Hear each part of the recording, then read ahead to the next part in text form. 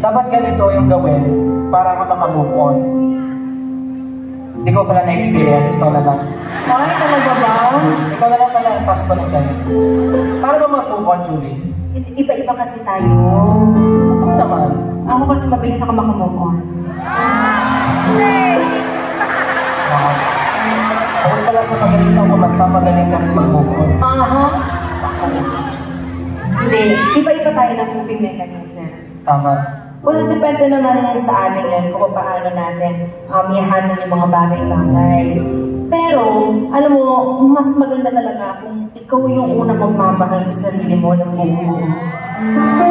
Para, kapag dumating yung tamang tao para sa'yo, you won't make the same mistakes you did before.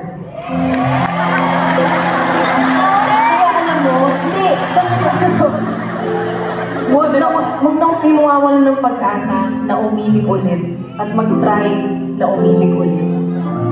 Ito naman, para to sa lahat ng mga pusong bumabangon.